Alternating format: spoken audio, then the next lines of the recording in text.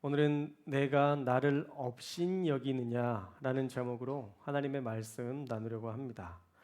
예전에 사극을 보면 네가 어찌 나에게 이럴 수 있느냐, 나는 너에게 모든 것을 주었다. 그런데 어떻게 나를 배신해? 라고 호통을 치는 장면을 아마 종종 보셨을 것입니다. 저는 오늘 말씀을 읽고 묵상하면서 그런 마음이 들었습니다. 하나님께서 다윗에게 느끼시는 깊은 배신감, 그런 마음이 느껴지더라고요. 나단을 통해서 전하는 하나님의 마음이었지만 하나님의 감정이 고스란히 전달되는 것을 느낄 수 있었습니다. 그러면 지난 말씀을 떠올려 보시면 다윗은 부자가 가난한 사람의 어린 양을 빼앗은 이야기를 듣고 분노하며 자신의 모든 분노의 감정을 쏟아냈습니다. 그렇게 가난한 사람의 것을 빼앗은 사람은 지금 당장 죽여야 하고 그 양새끼를 4배나 갚아주어야 한다라고 판결했었죠. 그때 나단 선지자는 사무엘 하 12장 7절 오늘 본문 말씀에서 당신이 그 사람이라 라고 말하며 충격적인 자신의 현실을 직면하게 합니다. 자신이 얼마나 완악하게 밧세바와 이 우리아의 처리했는지 나단의 이야기를 통해서 스스로 경악하며 자신의 죄악을 직시하게 한 것이죠. 그러면서 하나님의 마음을 전달했습니다. 얼마나 하나님께서 격분하시며 말씀하셨는지를 우리는 말씀을 통해서 분명히 찾아볼 수 있는데요.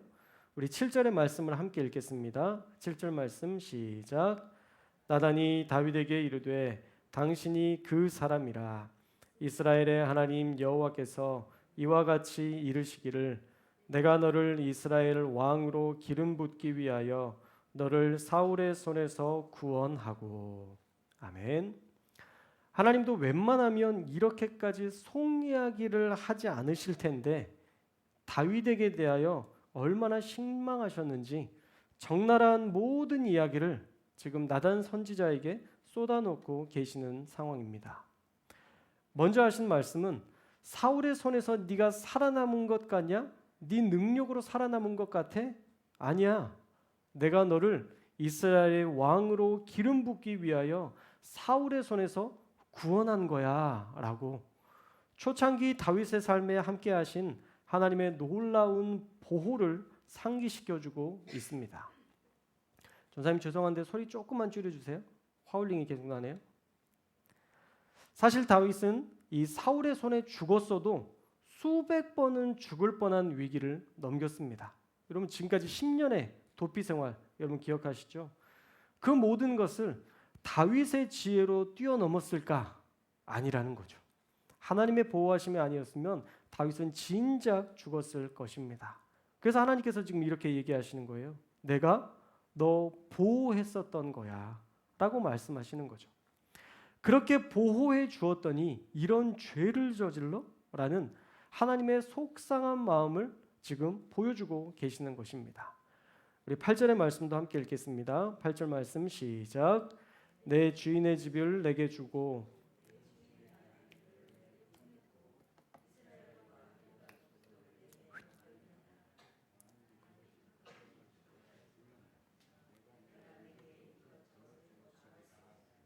아멘. 자, 왕위를 얻게 된 것도 다 하나님의 일하심이었다는 것을 알려주고 있습니다. 내 주인의 집 사울의 왕권을 너에게 주었고 이스라엘과 유다를 내 손에 맡겼다. 하나님이 그 왕위를 넘겨주신 것이죠. 얼마든지 사울의 자손과 또 그를 따랐던 권력들이 남아 있었기 때문에 이스라엘이 다윗을 반역할 수 있었지만 하나님께서 다 막아주셨고 도와주셨다라는 거예요. 그래서 사울의 손에서 벗어날 수 있었고 이 왕권까지도 다윗이 차지할 수 있도록 도와주셨다는 것입니다. 그리고 이어서 진짜 가슴 아픈 속 이야기를 하시는데 만일 그것이 부족하였을 것 같으면 내가 너에게 이것저것을 더 주었으리라 라고 말씀하고 있습니다. 만약 내가 준 게 부족했다면 이것이든 저것이든 내가 얼마든지 더 주었을 것이다 라는 말씀입니다. 하나님은 다윗에게 아낌없이 주셨고 이 사건 이전에도 필요한 것이라면 무엇이든지 하나님은 공급해 주셨던 하나님이셨습니다. 하나님은 그런 사랑의 마음으로 다윗을 특별히 사랑하고 보호하시며 지금까지 인도하셨다라는 것이죠. 그런데 다윗은 그 보호를 받은 것에 대한 마땅한 거룩한 삶을 살지 못했다라는 것입니다. 오히려 지금 다윗이 했던 일은 하나님을 업신여기는 행동이었다라고 다윗을 지금 하나님은 맹비난하시는 거예요. 자, 우리 9절 말씀도 함께 읽겠습니다. 9절 말씀 시작. 그러한데 어찌하여 내가 여호와의 말씀을 업신여기고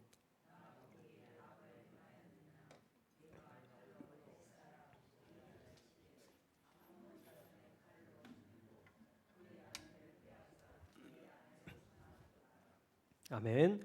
자, 여호와의 말씀을 업신여기고 내가 우리아를 죽이고 그의 아내 밧세바를 빼앗아 아내로 삼았다. 또 어떻게 그럴 수가 있냐? 마치 배신당한 사람처럼 하나님은 절규하고 계십니다.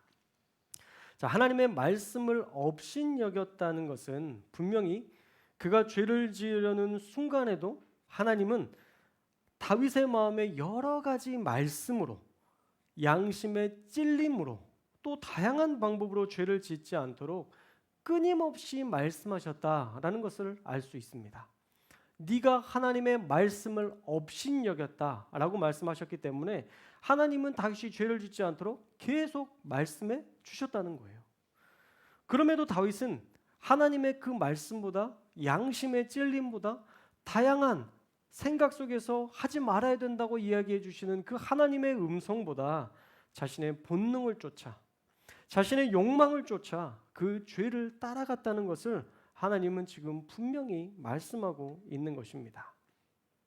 그래서 하나님의 말씀을 업신여긴 것에 대해서 10절에서는 네가 나를 업신여긴 것이다 라고 규정하고 하나님의 말씀을 업신여긴 대가, 하나님을 업신여긴 것에 대한 대가로서 무서운 심판을 선언하고 계시는 것입니다.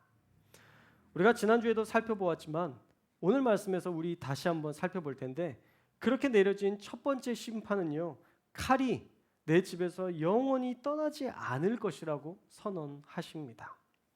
배신과 죽음이 다윗의 인생에 끊이지 않을 것이라는 경고의 말씀을 주신 것입니다. 남의 이야기니까 이게 별로 우리에게 와닿지 않지만 사실 무서운 일이에요. 만약 어떤 사람이 여러분에게 여러분의 삶에 교통사고가 끊이지 않을 겁니다 라고 만약 우리에게 이야기한다면 차만 봐도 경기를 일으킬 것입니다. 그런데 전쟁과 죽음의 공포를 평생 안고 살아야 한다면 얼마나 무서운 일이겠습니까? 다윗이 우리아를 죽이고 밧세바를 취한 일 때문에 다윗은 평생 그들의 죽음에 대한 대가, 불륜에 대한 대가를 지불해야 했습니다. 세상에 공짜는 없다는 말씀처럼 가해자의 삶은 피해자의 삶보다 훨씬 더 혹독하게 갚아주시는 하나님을 우리는 발견할 수 있습니다.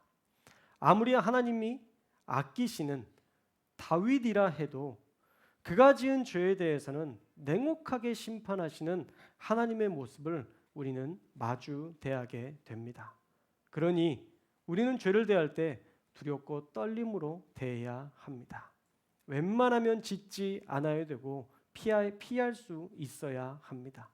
하나님이 우리에게 양심으로서 꺼리낌을 주시고 하지 말아야 된다고 말씀하신다면 우리는 그 말씀을 소홀히 여기지 않고 업신 여기지 않고 그 말씀을 순종해야 하는 것입니다. 둘째로 집안 싸움이 끊어지지 않을 것이라고 경고하셨죠. 실제로 다윗의 자녀들이 서로 죽이고 죽이는 일, 압살롬이 다윗을 반역하는 일로 노년의 다윗은 엄청난 수모와 고통을 당하게 됩니다.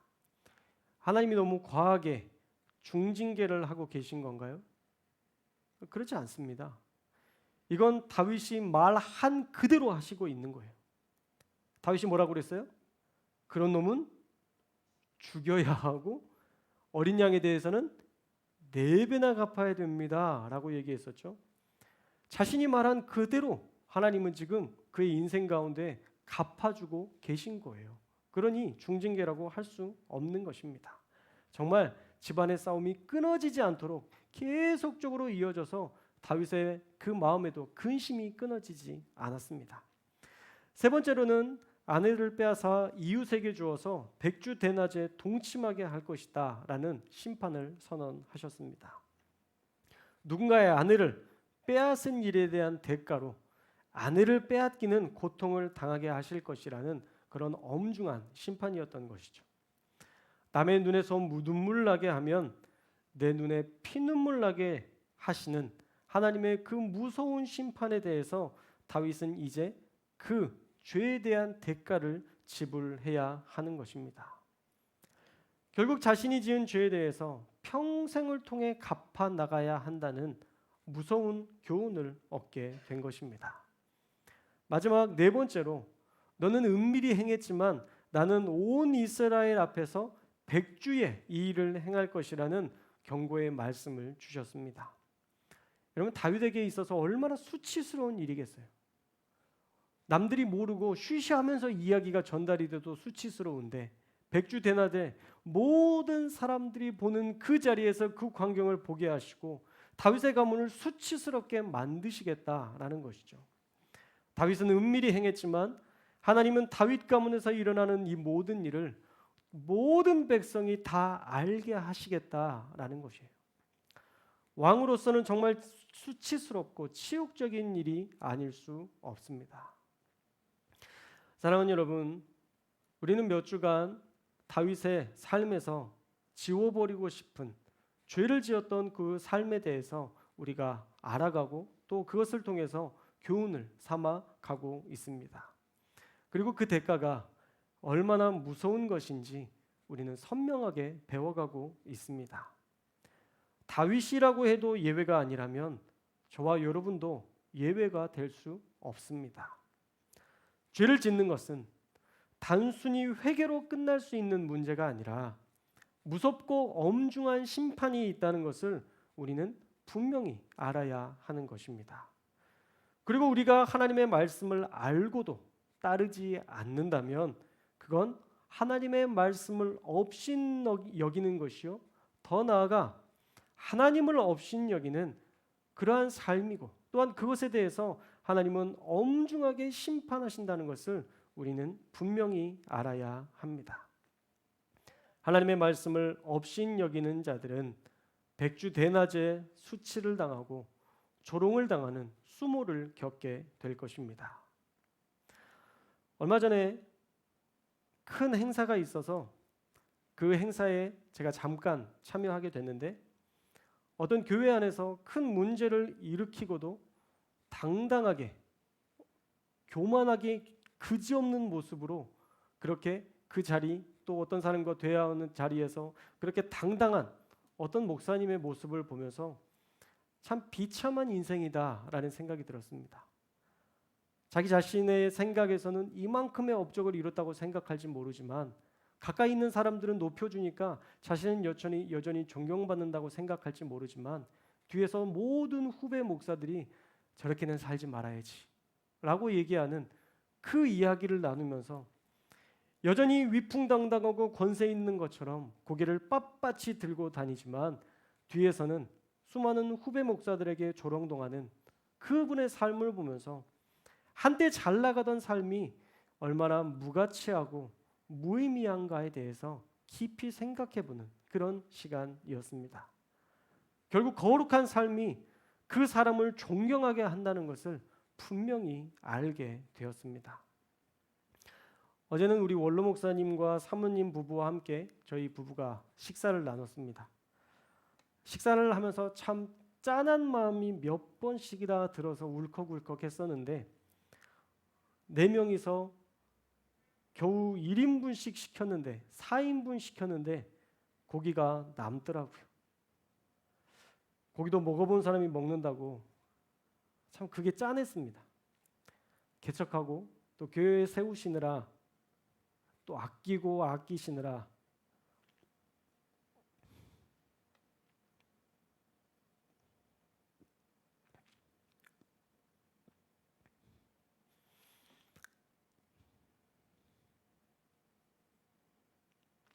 자주 드시지 못하셔서 고기도 잘 못 드시는 것 같아서 가슴이 먹먹했습니다.